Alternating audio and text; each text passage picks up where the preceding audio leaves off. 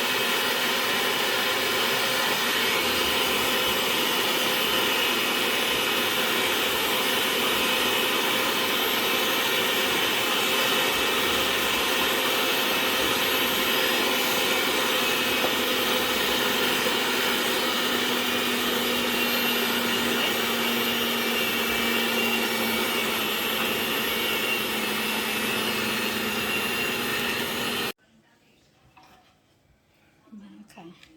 ทีนี้เราจะใส่กระเทียมแล้วก็บัตเตอร์ลงไปนะคะน้องๆแล้วก็ปั่นไปอีกค่ะ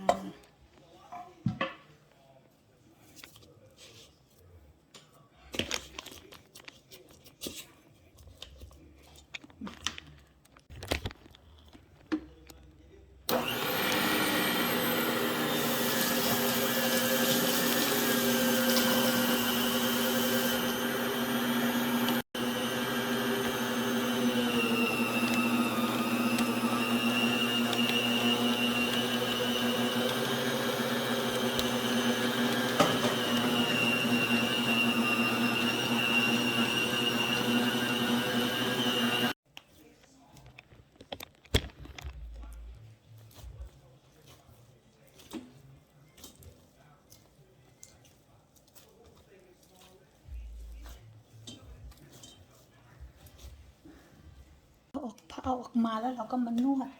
สัก5 นาทีนะคะน้องๆนี่ค่ะพิธีนวดเราใช้พามตรงนี้นะคะนวด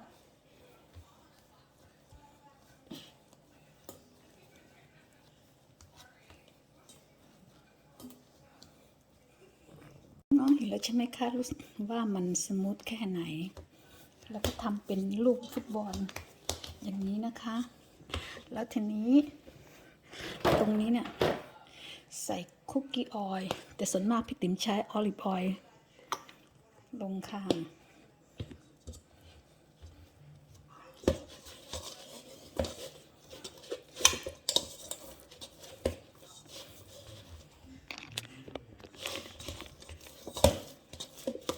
นี่เลยค่ะแล้วก็คัพเวอร์ไว้1 hour หรือจนกระทั่ง โดนของเรานี่ดับเบิลไซส์ขึ้นมานะคะมาน้องคัดเบอร์อย่างนี้ไว้1 hour แล้วน้องๆคะพี่ติ๋มขอแนะนำคนที่จะหัดทำขนมปังเลยนะคะ ต้องมีนี่เลยนะคะ คือว่ามันจะช่วยได้หลายอย่างค่ะมาทำกาลิกที่ว่าจะทำโรยหน้านะคะ ที่ว่าจะทำทาหน้าก็ 1 tablespoon กาลิกนะคะ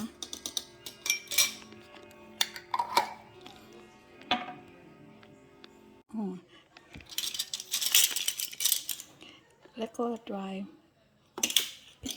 dry parsley นี่1 ช้อนโต๊ะค่ะ โทษทีน้องลืม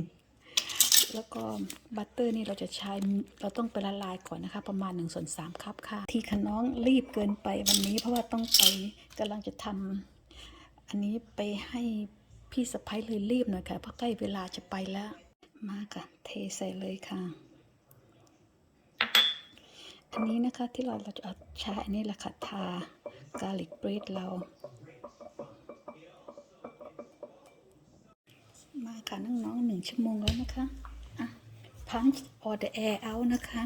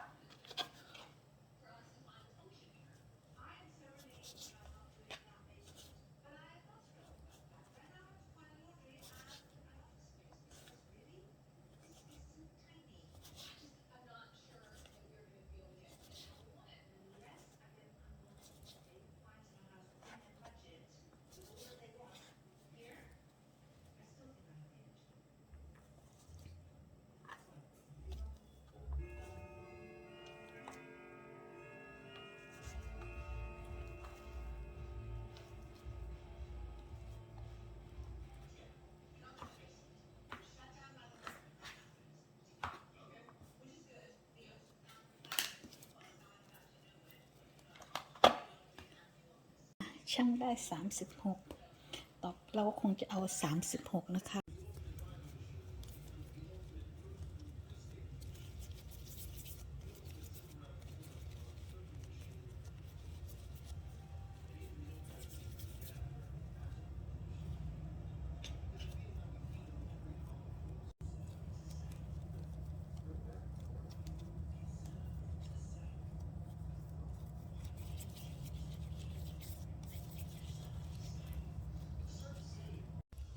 and I will cover another hours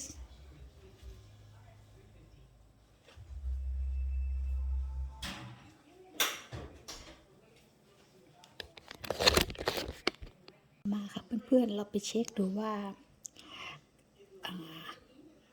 เบรดเรามัน ready จะได้หรือยังค่ะ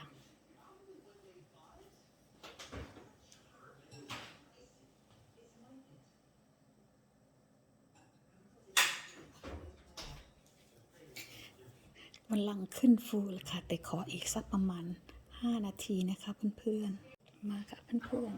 ๆเดี๋ยวอันนี้ทาเลยค่ะ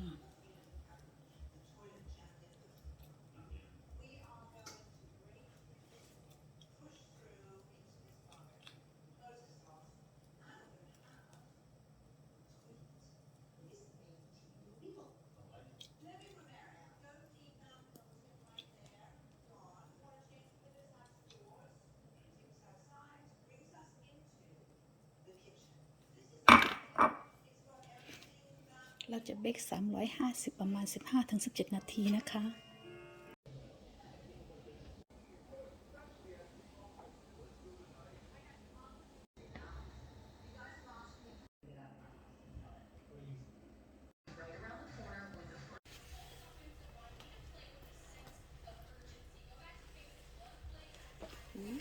ร้อนมากค่ะเป็นไงครับเพื่อนๆเห็นข้างในไหมคะอ่อนนุ่มทุกอย่างเลยค่ะ